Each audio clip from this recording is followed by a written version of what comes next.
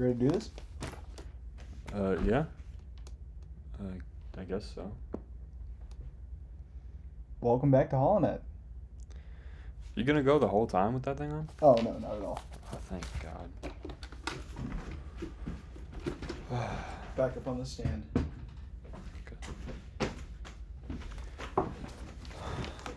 Welcome back to HoloNet Hot Takes, everyone. Hello, everyone.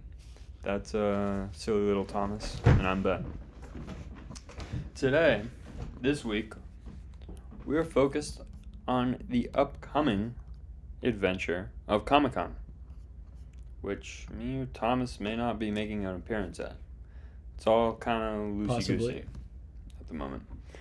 But we're excited. Yeah. Thoughts on expectations, hopes, dreams You know. for the old San Diego Comic-Con. You know, if we go, which If. you know, if you guys would like to see us there, let us know. Yeah. But if we go, I would. It would be my first time. Never gone. And yeah, it's surprising. I've been in California my whole life. Been a nerd your whole life? Been a nerd my whole life, and I think the one year I tried going. This is a funny story. I did the whole raffle thing because it's like a raffle, and somehow it's hard to get tickets to, somehow I convinced my dad to like sign up too, and he was going to take me this and that. My dad's not a nerd like me. He likes Star Wars, but he's not, He's a smart guy. He's a smart guy. Yeah. Lawyer, He's big a shot, professional. Yeah, he's a professional guy. And so I got him to sign up with me, and then I tried doing the raffle thing, and it was my first time doing a raffle. Yeah. Of that sort. Now, I've gone to film festivals now, and I've seen how it works. Yeah, it blew me away. I couldn't get tickets, and it was going into summer 2020 actually before COVID hit, and then that year COVID hit. So even if I got tickets, I wouldn't have gone. Yeah, you wouldn't have gone. And then probably I wouldn't have gone the next year because graduation and all that stuff. Yeah. But it was crazy. Yeah, it was just like how funny life works out sometimes. So this would be my first time going. First time at Comic-Con. Which would be cool. Excited, like, expectation-wise, looking at the floor map, Star Wars booth looks pretty big. I've always been a fan of, like, kind of the exclusive collectibles and stuff. So I'm not a pin trader guy. Like, obviously, I like my collectibles. Yeah. Like my Funkos. There's nothing wrong with a concept series or limited series Funko Pop. Most of these exclusive to Disneyland Resort. I have quite the collection growing, so really looking forward to those kind of exclusives. The Funko Pops kind of look cool. I think there's a Thrawn one out there and maybe a Darth Vader. So that would be fun to add to the collection, like Grievous, Oh, yeah, a little Star Wars action there for you. Yeah. But really just excited to see the environment, the people. Like, I've seen all the cosplayers before. I've never been with cosplayers before, like, in the same area. And, like, something I've always wanted to do, but I've never had, like, the guts to really do it or the time to, like, let me EV foam an entire Clone Trooper outfit or let me 3D print, put it all together. Mandalorian armor. Yeah. It's just, I don't have that time or the resources, really. Yeah. Or even the talent. Like, yeah. I'm a creative guy, but on paper. Yeah.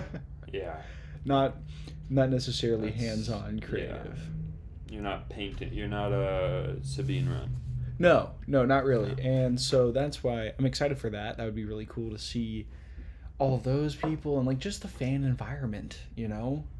These are all people that are on similar mindsets, Yeah.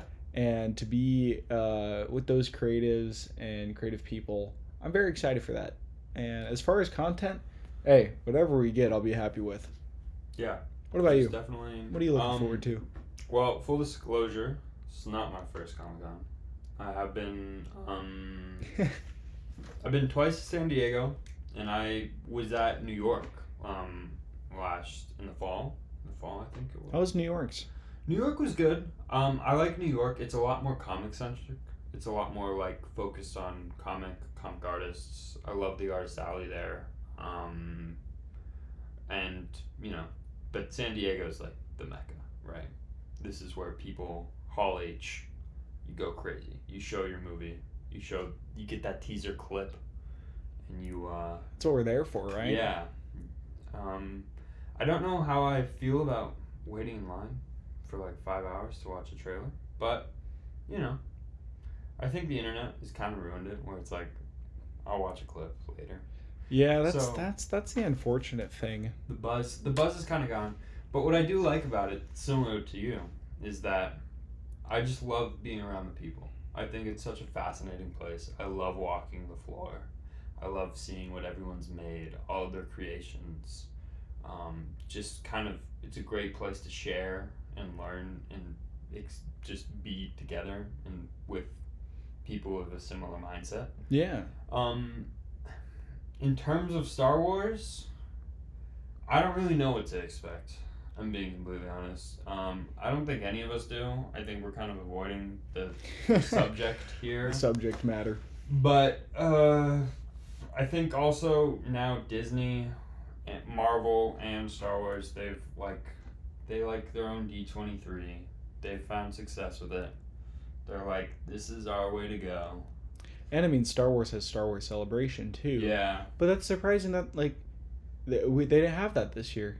They're waiting until 2025 Japan. Which is gonna be awesome. I know. I would love to go. Yeah, that would be a great place. That's on the bucket list. Maybe you guys are listening enough so that we can justify going. Dude, that's a good reason to go. You know. Yeah.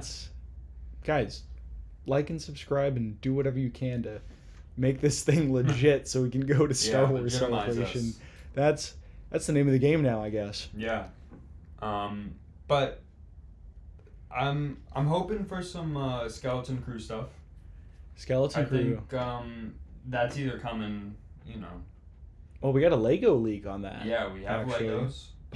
Pop that up right here. Yeah. Legos. It's a cool little graphic. What's the guy's name? Oh, the lead Jude Law? Yeah, Jude Law. Yeah. His name is revealed. Jude Law. What a cool name. What a like just going on a tangent here.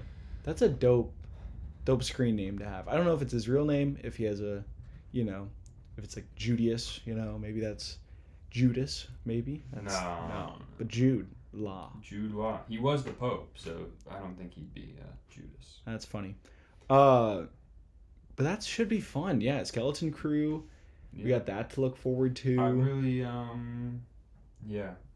I'm really hoping for his name is, what is it? I can't see it.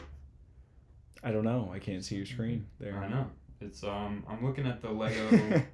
Are you actually looking at the Lego leak? Find the Lego leak. That is so funny. I gotta remember his name. You know, I should have had that pulled up. Jod, come on. Jod. How could we forget Jod? I don't know. How could we forget Jod? Jod will accompany 4 lost children named Wim, Fern, KS, and Neil back to their home. Wait, Jod, did they just like take his first and last name in real life and make it one name? Jude Law becomes Jod? I don't know. And I'm so curious to see what this show is. I don't know what it could be. I like that it's gonna be like Goonies-y, you know, fun out there. I think it's a good shift in tone from what we've been dealing with lately.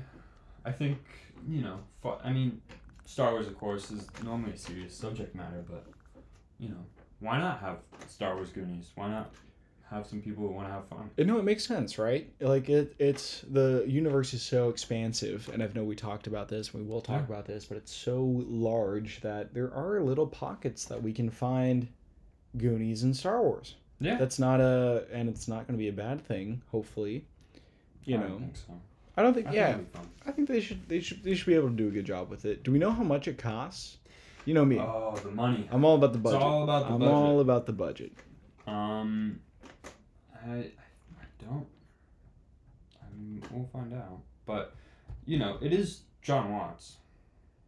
Dude, John Watts has had some good success. He's been great.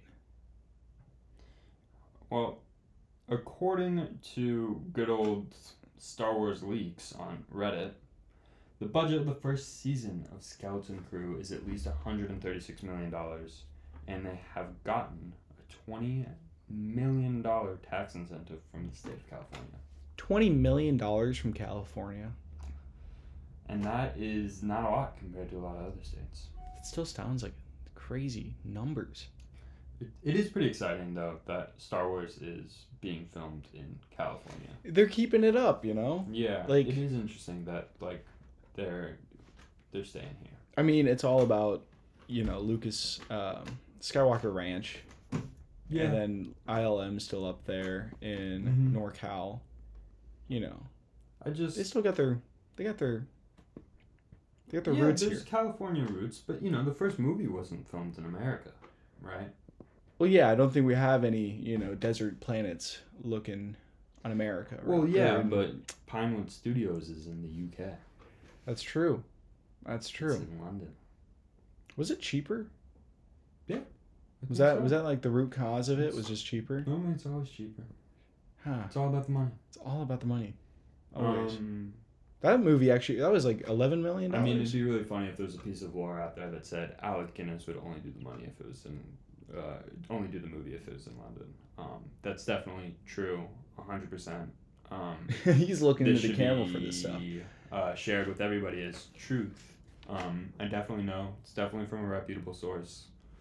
Yeah, it's definitely all Alec Guinness's fault. Is this your HoloNet hot take for the day? Is that definitely Star Wars being filmed in London is Alec Guinness's fault? No, it's not even a fault. I mean, it was. It's a great film. It's a great film. Andor. I mean, was Andor filmed? I think so. I thought but Mando was here. Mando is because they had the leaks up north when they were doing Boba Fett. They brought in the 501st. Yeah, they were like, that was cool. Hey, anyone listening part of the 501st? I've always wondered what that's like, and you know, I know you guys probably will be at Comic-Con. Reach out because I would love to pick your brain about that. Yeah, I've always thought of it like the Masons. The 501st is just the Masons. Is there like an indoctrination ceremony or something? Like, do you swear your allegiance to the Emperor, and at club meetings we all dance around in a circle for our good old Darth Vader? I don't know if it's that deep. Is it? It could. I want it to be. Dude. I want it to be that. But they do a lot of good work, though. They do a lot of charity work. And they love it. I mean, they show up. And they... Imagine that, though. And if anyone listening was on set for Mandalorian, just imagine the opportunity. You've been cosplaying as stormtroopers. You've been in this group dedicated to, you know, uplifting voices, Star Wars voices through your work as a stormtrooper, and you get the call, the ultimate call of duty to be on a Star Wars TV show. That's awesome. Also, you got to think about it. Who better to do it though? Yeah, like, really. Come on. Do you want some, you know, actor, background extra? I say this as someone who has done background work a lot, but just a bit of background work. Just a bit. But, you know, do you really want some guy who doesn't love Star Wars to be in the movie? Yeah, no, you don't. I mean, who better to impersonate a stormtrooper than a stormtrooper impersonator? Exactly. And they killed it. They did a great job. Everyone that, you know, got blown up or thrown to the side, fantastic job. If you're listening, I really enjoyed it. Great job. And but no, it is funny that, like, going back to the whole filming thing, filming in California versus London and stuff, and what about the prequels? Were they mainly?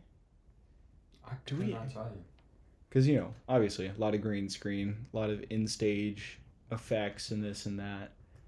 But I wonder where those stages were. Because it's like episode 6, Endor, that's Redwood Forest, that's Northern California. Leavesden. What? Filmed in Leavesden. Leavesden. Back in England. Yeah. It's supposed to be. Well, also, like, Jim Henson was back in England, and that's how they got, like, the nice creatures and, you know, the puppeteering and all of that. So that worked out nicely. Well, bringing it back to modern present times, the Mandalorian movie, Dave Filoni's future baby. Yeah. That is entering production next year? Coming out in 2026. So I think... Probably in production next year. It's probably in pre-production right now. Yeah.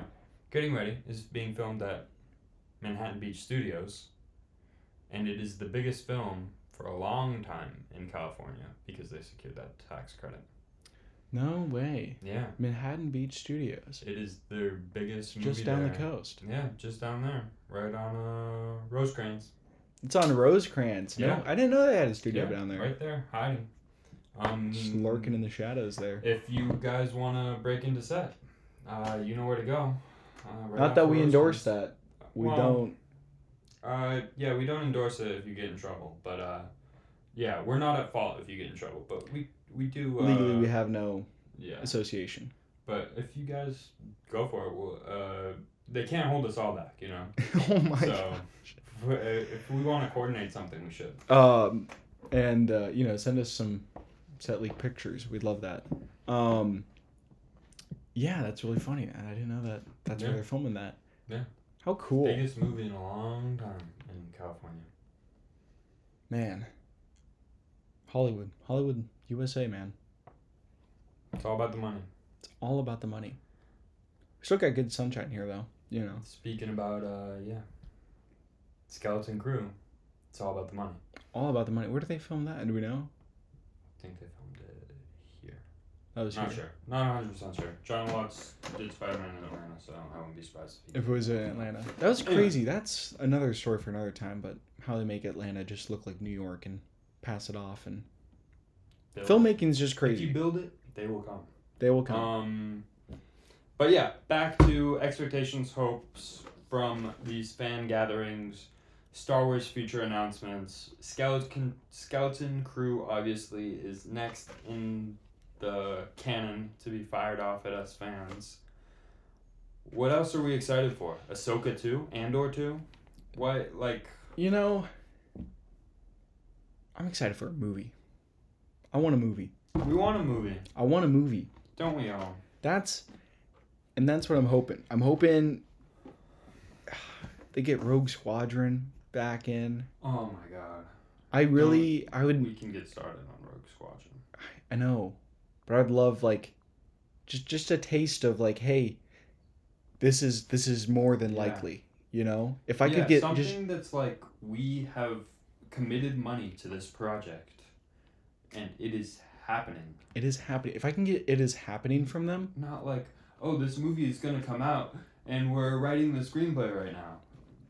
That's great. You have like 10 of those, and none of them have happened. I don't want just, we're writing a screenplay.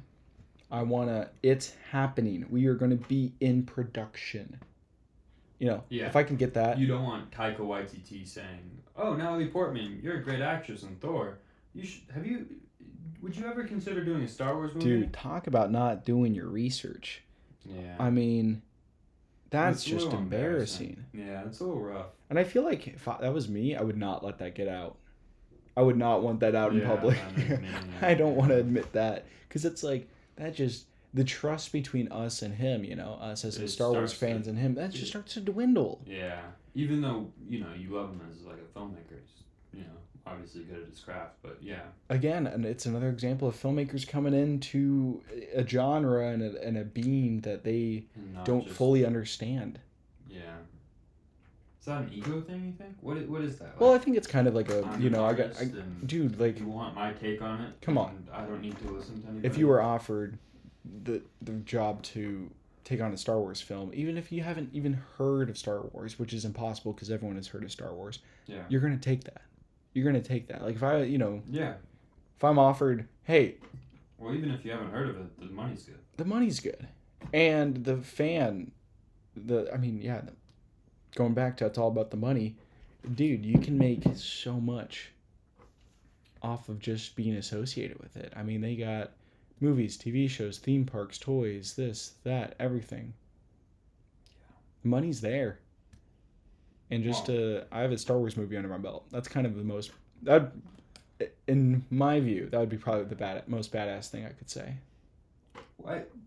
All right. One day. This is a big question, and maybe we can only spend 5 minutes on it. But why do you think these Star Wars movies aren't happening? Why do you think his movie's not working? The Game of Thrones boys, their movie's not working. Everything seems to be slow. These projects disappear. Kevin Feige's kind of given up on his movie, which I don't even know why he chose to do that, which is like kind of a crazy take, but like, the guy's got his hands full with Marvel. You can only really produce another movie if like. And that has a lot more just to do with Star Wars rather than just Kevin Feige. Yeah. Let's take a look at it, right? Last time we had a relatively good Marvel movie. Mm-hmm. I'd say.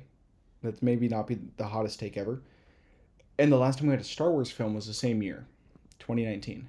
Okay. We had Avengers Endgame and we had Rise of Skywalker. We haven't had, for the past 5 years, it is now 2024. This December, it will mark 5 years since we've had a Star Wars film. We've had tons of Marvel movie flops. So you're telling and me... tons of television series. We're pushing a lot for streaming, and this has to do with like the current stage of streaming. Mm-hmm. I mean, movie theaters were going under for a bit. COVID hit. Remember, COVID hit, strikes hit. Within those 5 years, COVID hit, and then we had the strikes. And so yeah, this is probably a thing that we can talk about way more in depth later. But just TLDR, I think because of the state of film in general, state of streaming, and how the complementary company of Marvel, all under the Disney umbrella, when they shat the bed with the movies, it's like, do we really want to take a risk and do Star Wars films? What's the last one that like was a commercial success, really? Or critical success? It was like Rogue One, right? Yeah.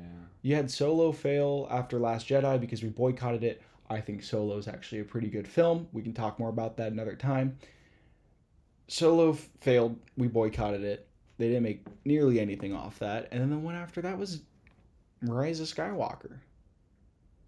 And speaking of Solo, let's talk about Solo for a second. Yeah. Let's talk about Solo, because I think that's important for today's episode, especially.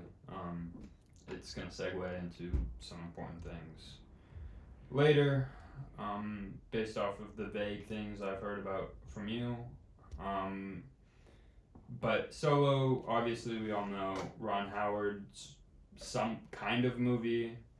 He comes in to try to take over after, it's kind of been a mess, and they have like only a little bit left to shoot, and Ron Howard decides to revamp.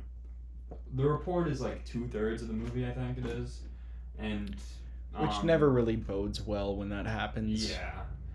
Which is a fascinating thing because, again, the filmmakers who originally were making the movie have gone on to go into crazy success and now are in charge of Sony's anything related to Spider-Man through Sony. They're like the kings of that. They're like the Kevin Feige of Spider-Man because of what they've done with Spider-Verse. What do you like about Solo? What don't you like? How do you see these offset issues playing into the final product? So, little bias. This is the third Star Wars film to come out on my birthday. Yes. I was born on the 26th anniversary of Star Wars in May of 2003. And your social security number is? Is nothing. We won't get into that. But Return of the Jedi, Star Wars the original, and now Solo. So I was hyped when I heard that it was coming out May 25th, 2018. I was hyped. Yeah. I went there for my birthday, had a birthday party. It was cool. Wore my Han Solo jacket, which I forgot, and I'm very upset because I was going to wear it today. And, like, dude, he's my favorite character, I'd probably say. He's my favorite character. Yeah. I love playing with him in Battlefront 2, Battlefront 1. Really? Yeah. Heroes versus Villains, I run Han Solo. That's tricky. No lightsaber. I main Han Solo. Dude, the C4, you don't need the lightsaber. Fast blaster? I agree. But you use him right. Yeah. Trust me, I have come up against a number of Han Solos that have bested me in battle. Dude. But we're sneaky. That is, yeah. But anyways, so I had, like, going into it, I had an affinity for it already. Mm-hmm. And I think where it went right is the story. They captured Han to the best of their ability. They captured Lando. I love Childish Gambino as Lando. Donald Glover. kind of been forgotten about. TV show, movie, we don't know what it's going to be. All right, sorry, continue. But I love Donald Glover as Lando. I thought He's great. I thought he really did justice to Billy D. Williams. Yeah. And the whole story of how they got the Falcon through gambling. I mean, they made the whole new game, Sabacc, which I actually have at home. You can buy at Disneyland. We're not affiliated For $20. Yeah. $20. I think it's $20. It was great though. Like I played Sabacc at Disneyland, and then I bought it because of that. Like I played it with an employee, and I've played it with my family and friends. So it was great to like have that real world interaction.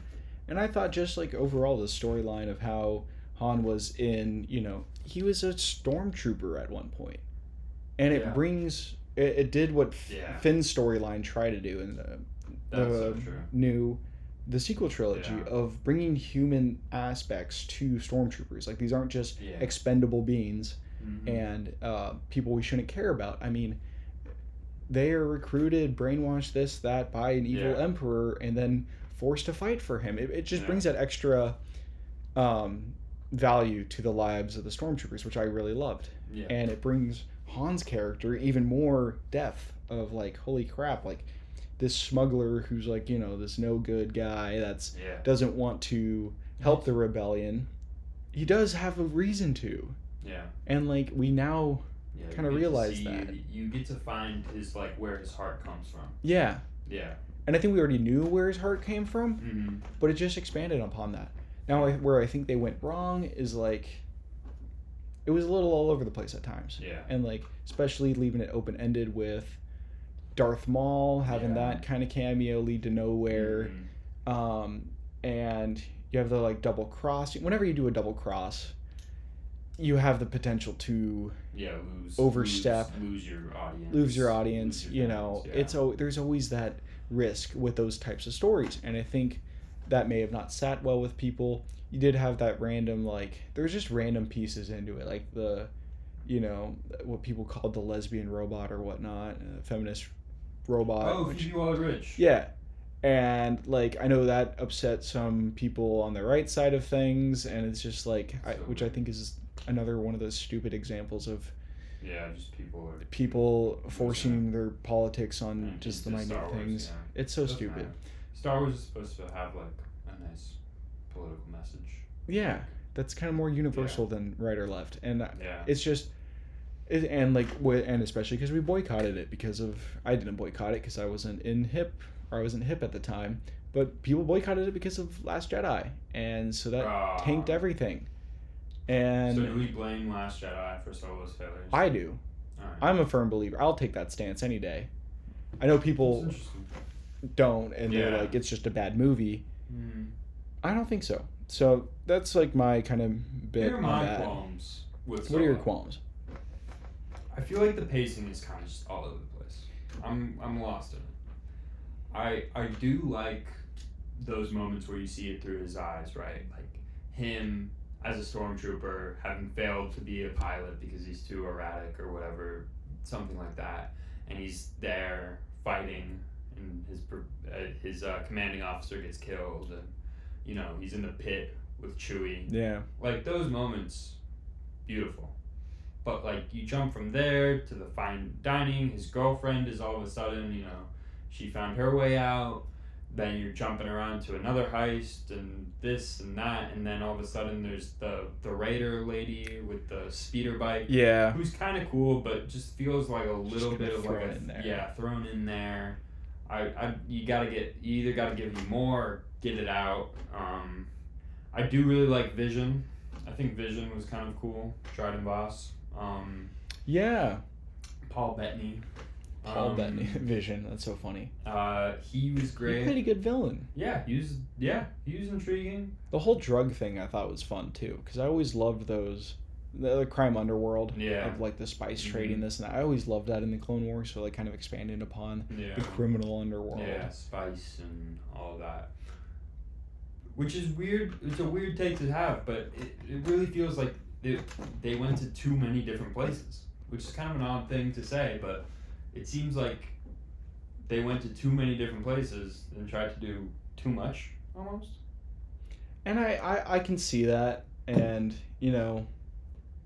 we're both we're both film students. Yeah. We can critique on. Well, we don't have. We have all. Everyone has a right to critique anything they want. But it's like as I may be looking at it with rose-colored glasses, and something that I don't want to admit to myself is that it's all over the place with the pacing and stuff. Yeah. Which it probably is, and you know, Mm-hmm. and that's mainly probably, and that's. Yeah. I mean, come on, you have 3 directors. Yeah. One guy comes in and tries to redo it all. You're gonna have issues. Stuff being all over the place. And pacing will probably be the root cause of that. So, anyways.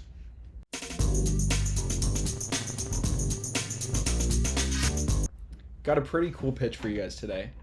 As you can see to my left, there is a great book over here. Hold it up. Let me show Point you. to the camera. Point to the camera. It is Joe Schreiber's Death Troopers, a Legends novel. I believe it came out in 2008, if I'm not mistaken. Any of you who are interested in anything Star Wars Legends, most of the audiobooks are on Spotify. If you have a premium subscription, I highly recommend pretty much all of them. I think they're all fantastic pieces of Star Wars work. They're so much fun. Again, this is a big question for us, but why haven't, when people are making Star Wars movies and TV shows, look at great source material that has been well received by the fandom for decades now? But continuing on with your pitch talks. Well, and that's one of the things. This is kind of more of a controversial pick in the books realms, just because a lot of people didn't initially like it with the introduction of zombies in Star Wars. Yeah. Obviously, I was too young to read it when it came out, and so I read it a couple of years ago, recently reread it on the audiobook. Yeah, we've been on audiobook kind of hype, craze recently. I mean, driving in LA, you got a lot of time in the car. And it's a great way to get more Star Wars material. I love it. And I was drawn to this book mainly because of the cover. Come on. It's a crazy cover. Stormtrooper bloodied, this and that. We've never really seen that in Star Wars. And so what I'm pitching to you today is a feature film. A feature film. Love it. We need more features. Feature film, tight 90 minutes. Tight 90, because it is a horror film. And now this will be what I propose to be the first rated R film in the Star Wars canon. Dave Filoni said he might be cool with it. Which would be awesome. Because this book, if you've read it, you know how much blood, gore, and just eerie things are throughout it, strewn throughout it, which I think is the coolest part of it. And now my pitch today is inspired by Death Troopers. It is not a direct retelling, but more of an inspired story. And I call it Solo Blackwing. Okay. So a sequel to Solo. Maybe not direct, but Blackwing is the code word used for the disease that I'll get into in the book. So that's where the title comes from. The main protagonists are Han Solo, his trusty sidekick Chewbacca, and the main nurse from the novel, Zahara. Okay. Her kind of backstory, because we know Han and Chewie's. Yeah. Her backstory, she comes from an affluent family in the from Coruscant. They want her to become a senator, become one of the imperial officers, this and that. She falls in love with her medical teacher at school, who kind of opens her eyes. They have a scandalous affair, opens her eyes to the poverty in the world or in the galaxy, and those undertreated. And so she gets inspired and wants to go, on her own little crusade to help save those who need to be saved against her parents' wishes. So she gets sent to this prison barge where she is the head nurse of the infirmary. Now this prison barge is called the Purge. The Purge is a ship no one cares about. It is 6 floors of inmates, admins, infirmary, cafeteria, this, that. Mm-hmm. It's a ship that could get lost in the Star Wars galaxy and no one would care. But it's transporting these inmates to a moon base to do work and stuff. Kind of like an Andor, Mm-hmm. They're just essentially slaves for the Empire. Now, my story begins with a captured Han Solo and Chewie. They get captured. In the book, the Empire impounds the Millennium Falcon and they get sent to this prison barge. Now, where I take some liberties with this is I want Chewie and Han to get captured, and then instead of being sent straight to solitary confinement, which they are found in the book, it's more so, they're in prison.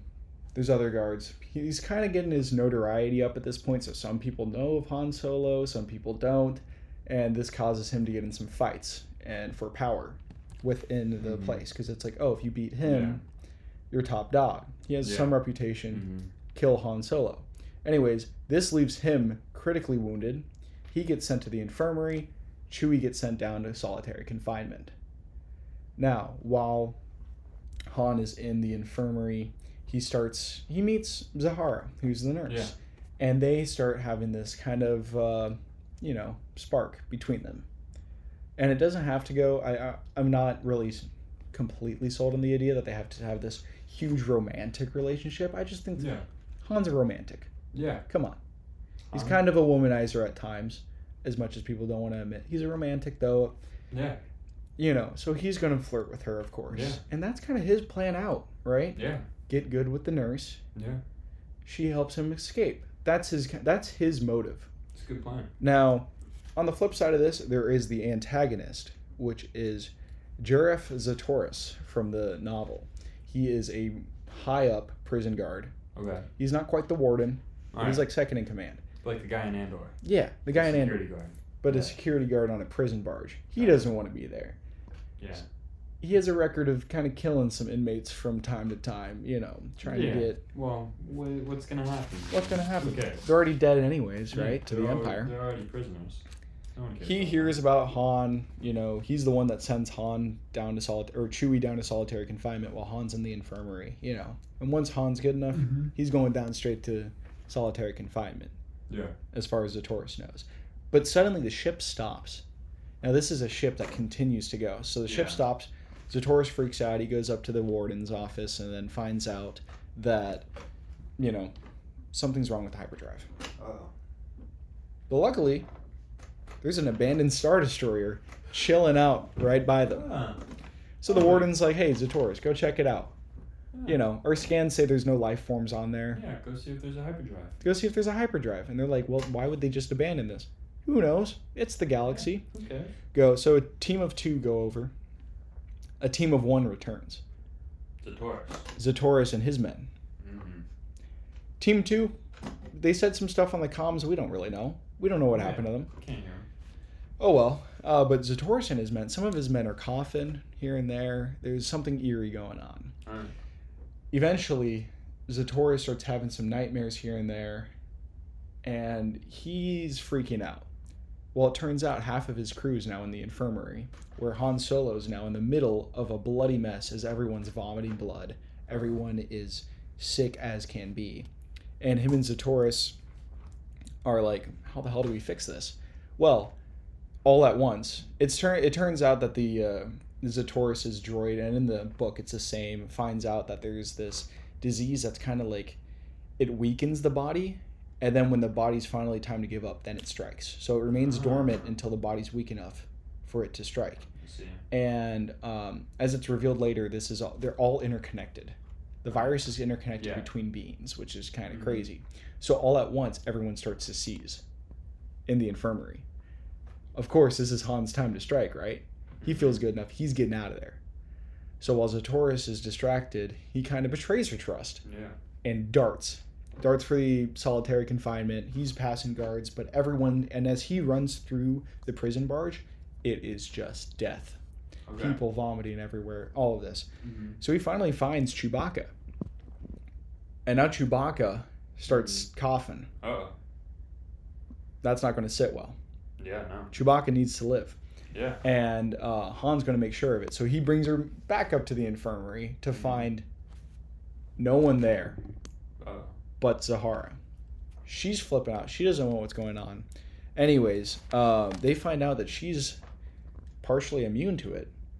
Or Han and her, there's some reason it's not affecting them. So out of their blood, the robot's able to make a antivirus, right? Okay. Chewbacca's okay. Okay. During that time, though, Chewbacca in the book, when the antivirus goes into him, he has this like weird dream sequence where he's like told to eat everyone and kill everyone, which is kind of terrifying. I want to have that, but in the main when he's getting attacked. So it's kind of cutting through that. All of this time, Zatorius is trying to find a way off the ship. So he goes to the wardens, interrogates the warden who's throwing up blood and dying, and then gets his launch codes for the escape pods. Yeah. Anyways, fleeing the infirmary, everyone goes into the Star Destroyer. Maybe that has ships we can get off in. They go to the Star Destroyer, and then there's 4 people. Zatorius never made it off. He made it over to the Star Destroyer. He couldn't get to the escape pods in time. So now all 4 of them are stuck together trying to find a way off the Star Destroyer.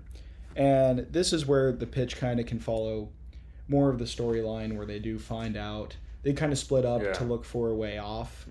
In the book, Zatorius finds a crew of Imperial officers who have resorted to cannibalism within one of the shuttles. And it turns out there's a tractor beam. They need to turn off the tractor beam.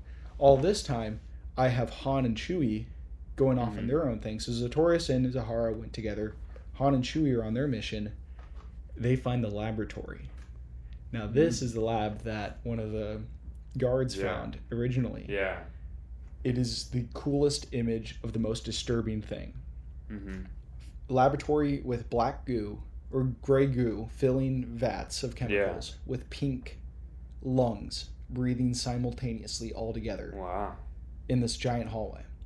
This is where the disease was from. And so the whole what's discovered is that it's Operation Blackwing sent by Darth Vader. It's a biological weapon used to basically attack hosts, and then those these zombified beings are able to control the host body and able to manage weapons, artillery, vehicles. Zombie army. And so, shown throughout this are interactions with these zombies. I haven't really talked about that, but that's my idea for it.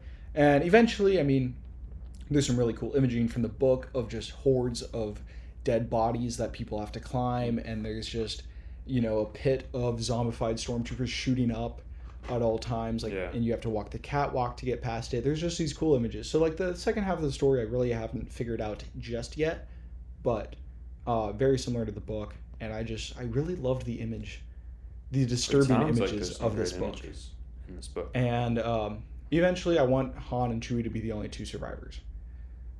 Yeah. The love interest with Zahara, that ramps up until the end, and then she gets bitten. Zatorius in the book, he gets bitten. And there's 2 characters I left out, the 2 main kids in the book. They have their own plot with their own father, and then one kid survives, one kid doesn't. I think it's too much to add 2 new characters.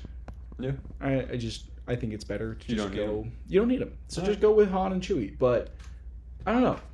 What do you think? What's your thoughts, opinions? I know I kind of went on a long rant there. I can see the images you're describing in my head. I like that. I think I'm intrigued by what the ending could be. I like killing Zahara. I think that's a classic move. But yeah, I guess for me it's I want to know more about the zombies. Give me some more blood and guts, man. How do you kill these zombies? Is it headshot? What's the logic here? See, they don't really. They allude to it, and I think it's mainly headshots being the kind of way to combat it. Because I always think there should be a cool. My vision is them running through the hallways. We all know the hallways, how they look. Yeah.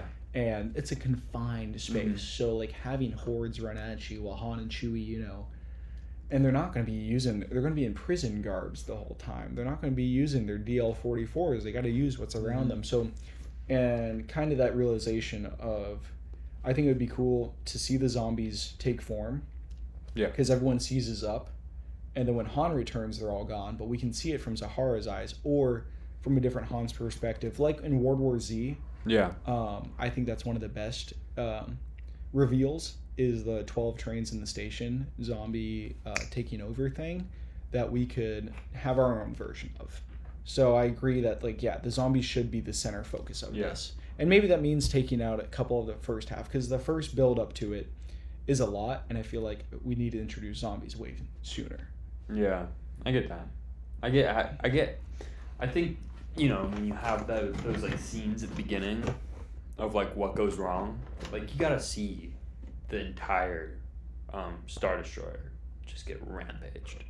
Like you want to see that. You want to see the rampage. So kind of like a teaser. Yeah. Like a what's it called? Cold open. Cold open. Yeah. Teaser, that would be cool. A bite. Yeah. A That'd bite. be fun. Yeah. Get a it, bite. zombies. Yeah. Exactly. Like a little things start to happen, and then when we get into the story, we already know what the Star Destroyer is. We know what's happening. We know the danger they're about to walk into. So the audience is in on it. Yeah. Long before anyone even knows. Tom, I think you got the makings of a great classic horror movie here. I think it could be fun, and it's one thing we haven't really. Oh, I gotta say this. One inspiration for it was definitely the. Do you guys remember the zombie episode from the Clone Wars? Where it's the one arc after they go on Geonosis and they finally liberate it. The Geonosis parasite. The parasite. Yeah. I think that's what really inspired this from the start, because those parasites can use blasters. Those take over the host. They're zombified. And their main mission is just to spread. And that's one of the things at the end of this is that once the zombies learn how to use StarCraft, they start leaving. Oh. They start going off. But if they're too far away from the host, which is the lungs, because they're all one unified system, they're all linked to this lungs then. They die. Ah. So that's another tidbit that I forgot to mention. Sorry about that. Is there like a thing here where if you like can program the lungs centrally thing? Is this like a thing? Like how are they getting this information? I mean, we're deep diving. We're going full nerd instead of story. But like what happens? Do they try to kill the host? Like I feel like that's the logical answer. So it's using the host. So it's weird. I forget the term they use, but it's like while it's in the bloodstream, it cells. Yeah. Right? And these cells, they use imagery. What I took from it is that they weaken the host and they mentally anguish you until they make you cough up blood. You're weakened until, but not to the point of death. Yeah. You're weakened to the point of your consciousness wants to go. So it just takes over. So when these zombies fly away and they lose connection to the host, are they back to normal people? No, their bodies dead. are so decrepit that they're dead. Oh. That they're dead. Maybe it's like you have your last breath. Okay. But it's to the point where you're literally at your last breath and these zombies creatures take over. Gotcha. And it's crazy. So in the first instance you see, or you're reading, or you're being talked to, you read about the vat. And the vat of lungs, they scream. Yeah. They all take one giant breath and they scream at you. So it is its own entity made by the bioweapons engineers in the Empire. And so it's interesting to see. And my thought is, well, how the hell did they think of transporting this? Was there like, or because what the virus wants to do is spread, right? It's like any virus. It wants to go and contaminate the galaxy. How are you going to contaminate the galaxy if the host being is on one starship? And that's it. Yeah. So I think it would be interesting to also like kind of explore those plans. Like, they're going through plans. They never got it. And that could be one of the things is like, oh, if this ship leaves, then we're screwed. I kind of like it. It's like a planet by planet takeover. Yeah. Of like, we'll park our Star Destroyer outside your planet, drop in the virus. You all join our army, and then we own your planet. Yeah. That's pretty cool. It's another takeover. It's fascinating. So I was really drawn to this story. I think it could be fun. And I know kind of using Han and Chewie and not creating your original characters is a cop-out. And they're going to live, but I think it's fun. I think it gives them more story. It gives them greater, because they've been traveling the galaxy for as long as they have. I mean, I'm going to be honest. I'm excited for it. I would love to learn more. I'd love to see more Han and Chewie aside from the rebellion. Like, I think, like, them is, like, legendary, smugglers and pirates and renegades. Like, something that we, like, always hear about but never get to see. So I think it's fun to see. Like, I think people would want to see it. I don't think it's too much. I think it's, like, it's opening a part of their past that, like, you haven't really seen before. And it's so self-contained that it won't affect any... Like, they have it marked as this is one BBY.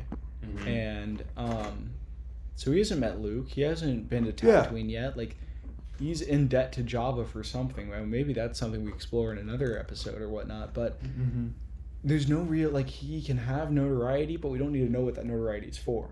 Yeah. And this is just another one of those crazy adventures that they're on together, Han and Chewie. And so yeah, I am excited about it, and like think it could be fun. And my big thing, it's got to be R. You gotta go gory. Just based on how this book's written, it's so. I think yeah. It's so visually like repulsive that it's fun. Yeah. Yeah, just because it's if you get rid of that element, it's kind of like, what do you have? We've seen it before. Andor. Yeah. And you get the Andor prison scene. It's like, can't really beat that. And like we have the Death Troopers from Ahsoka, and it's like, okay, those are cool, but let's make it even scarier. Let's make it even more gruesome. Yeah. I love those stormtroopers from Ahsoka. Yeah, they were sick. Awesome. Because they were revived from the dead by the witches. Right? Yeah. It's like their whole thing. So cool. But I don't think a witch doing it versus a parasite doing it, or versus like I hope we see blood some cell people dressed up organism. as Comic-Con. That would be fun. If this wasn't happening in like 3 days, that would be my go-to fit. Your go-to fit? Yeah, but 3 days away. It's not happening. Can't magically 3D print something by then? No 3D printer in this household. No. Darn. No. We're against all forms of technology. As he holds a mic.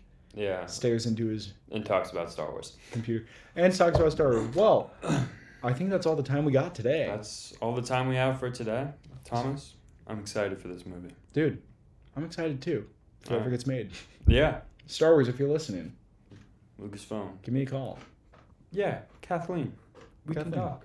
We're on. I'm open to talking. We're on. All right. Anyways, it was great seeing you guys this week. Join us next week for another episode of HoloNet Hot Takes.